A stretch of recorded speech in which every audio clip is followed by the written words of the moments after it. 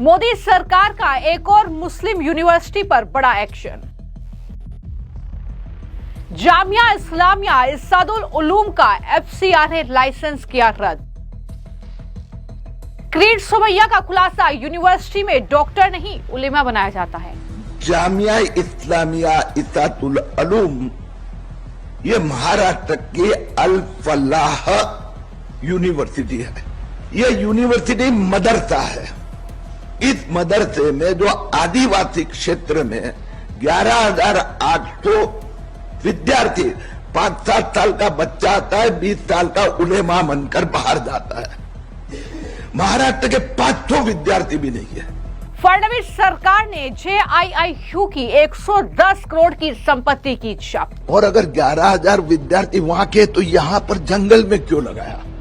क्योंकि दूर कट्टरवाद, इस प्रकार का धार्मिक आतंकवाद का शिक्षा देना सहज होता है, लेकिन अब सब बाहर आया है, संस्था पे कड़ी कार्रवाई शुरू हो चुकी है। अल-फलाह यूनिवर्सिटी के बाद अब मोदी सरकार ने एक और मुस्लिम यूनिवर्सिटी पर बड़ा एक्शन लिया है। महाराष्ट्र की जामिया इस्लामिया इसादुल उलूम यूनिवर्सिटी का एफसीआरए लाइसेंस रद्द कर दिया गया है। दरअसल महाराष्ट्र बीजेपी के नेता क्रीड सुमैया ने इस मामले में बड़ा खुलासा करते हुए ये कहा है कि जामिया इस्लामिया इसादुल उलूम महाराष्ट्र का अल-फलाह है। इस यूनिवर्सिटी में 5 साल का बच्चा आता है और 20 साल में उलेमा बनकर बाहर जाता है। उन्होंने गंभीर आरोप लगाए हैं और कहा है कि महाराष्ट्र के इस यूनिवर्सिटी, इस संस्था में 500 स्टूडेंट भी नहीं हैं। 11,000 से ज्यादा विद्यार्थी बिहार और सीमांचल से हैं। इस संस्था के संचालक ने विदेशी नागरिकों को पनाह दे रखी है। इन्होंने 110 करोड़ रुपए की संपत्ति से एफसीआरए के अंतर्गत जो है वो प्राप्त की है और 110 करोड़ के ऊपर भारत सरकार ने अभी प्रतिबंध लगाया है। यानी कुल मिलाकर अब ये जानकारी उनकी तरफ से दी गई है कि इस यूनिवर्सिटी का एफसीआरए लाइसेंस जो है वो भारत सरकार ने रद्द कर दिया है। क्या जानकारी प्रेस कॉन्फ्रेंस करके इस यूनिवर्सिटी, इस संस्था के बारे में क्रीड सुमैया की तरफ से दी गई है, क्या कुछ गंभीर खुलासे वो इस मामले को लेकर कर रहे हैं, जरा सुनिए। महाराष्ट्र के नंदुरबार जिले के अक्कलकुवा जामिया इस्लामिया इसादुल उलूम ये महाराष्ट्र की अल फलाह यूनिवर्सिटी है। ये यूनिवर्सिटी मदरसा है। इस मदरसे में जो आदिवासी क्षेत्र में 11,800 विद्यार्थी 5-7 साल का बच्चा आता है, 20 साल का उलेमा बनकर बाहर जाता है। महाराष्ट्र के 500 विद्यार्थी भी नहीं है। 11,000 से अधिक विद्यार्थी ये सीमांचल, बिहार, आधे से ज्यादा बिहार के सीमांचल और उस परिसर के हैं, झारखंड के हैं। इस संस्था के जो संचालक है उन्होंने विदेशी नागरिकों को पनाह दी है गैर कानूनी पद्धति से। इन्होंने बाहर से 1,000 करोड़ रुपया एफसीआरए के अंतर्गत लाया है। 110 करोड़ रुपए के ऊपर भारत सरकार ने अभी प्रतिबंध लगाया है।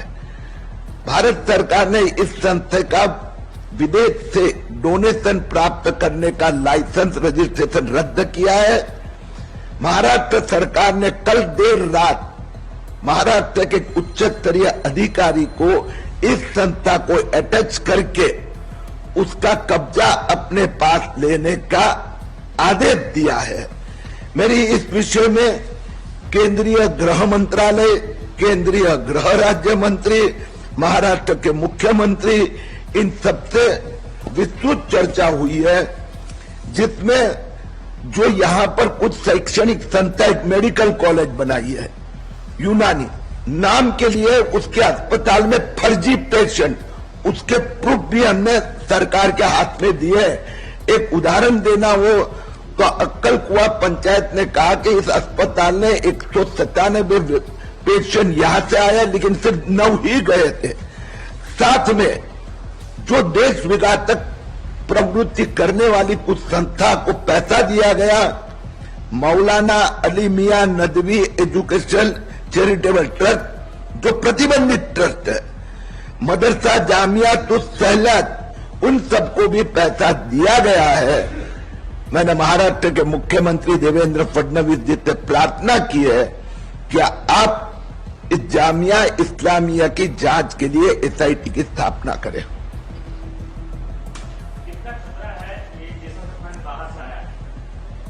अब 11 तो करोड़ अधिकृत आए हैं।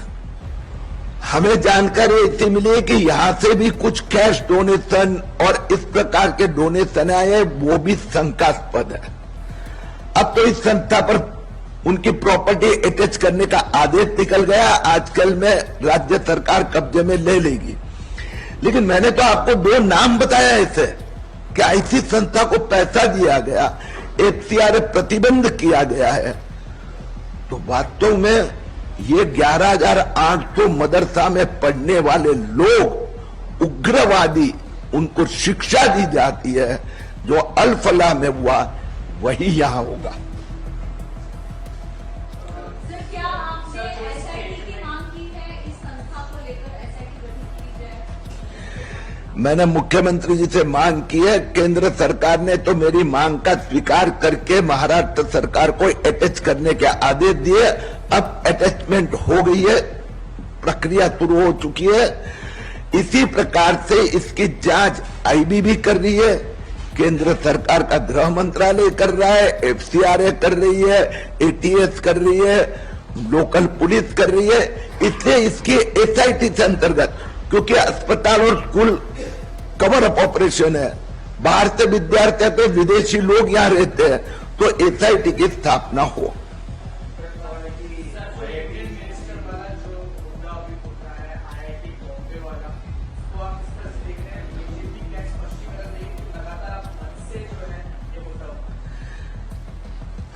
अब स्पष्ट तो लोगों के सामने है, मुंबई करके सामने के जब महापालिका का चुनाव आता है, और अभी तो एक नहीं 2 ठाकरे इकट्ठे हो गए हैं, लेकिन फिर भी पराभव सामने दिख रहा है। इसलिए कुछ इस प्रकार से कुछ मुद्दे उपस्थित करके विवाद पैदा करना चाहते हैं।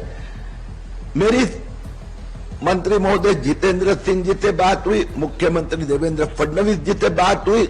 उद्धव ठाकरे मुख्यमंत्री थे तभी भी आईआईटी बॉम्बे था, तभी भी बॉम्बे हाईकोर्ट था, लेकिन देवेंद्र फडणवीस जी ने हमारी विनती का स्वीकार किया है। महाराष्ट्र सरकार खुद केंद्र सरकार को आईआईटी मुंबई करने का प्रस्ताव भेजेगी।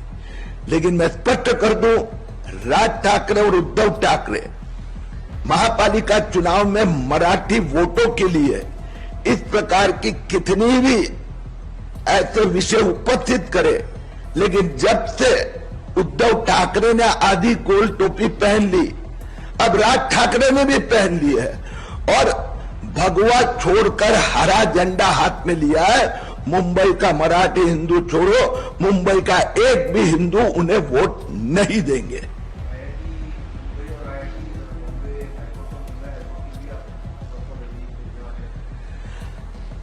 ये विषय पे हमारे जैसे व्यक्ति राम नाईक नहीं मुंबई का, तो ऐसी एक एक जो संस्था छूट गई, हम सतत प्रयत्न करते हैं, कुछ हो जाती है, कुछ को देर होती है, जैसे जैसे ध्यान में आता है।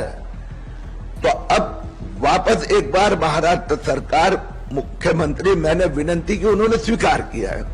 तो हम दोनों हाईकोर्ट भी और IIT, not only IIT Powai, और भी ऐसी संस्था होगी तो उनका भी नाम मुंबई करने के लिए प्रस्ताव भेजकर वो करवाएंगे। दरअसल इससे पहले भी बीजेपी नेता किरीट सोमैया ने महाराष्ट्र के आदिवासी बहुल अक्कलकुआ क्षेत्र में स्थित जामिया इस्लामिया इसातुल उलूम संस्थान और उससे संबंध रखने वाले अस-सलाम यूनानी अस्पताल और मेडिकल कॉलेज के खिलाफ कई विस्फोटक खुलासे किए थे, जिसमें बड़े पैमाने पर एफसीआरए का उल्लंघन, संदिग्ध भूमि पर अतिक्रमण, अस्पताल के रिकॉर्ड में हेराफेरी और कई उत्तरी राज्यों से जुड़े अनियमित छात्र के एंट्री का दावा उन्होंने किया था। उन्होंने कहा कि ये छात्र जो हैं सीमांचल से हैं, पूर्वांचल से हैं, लेकिन सवाल ये है कि क्या ये विदेशी तो नहीं है। ये गंभीर जो सवाल था उन्होंने पूछा था और अब उन्होंने ये साफ तौर पर कहा है कि मैंने इस विषय में गृह राज्य मंत्री और साथ ही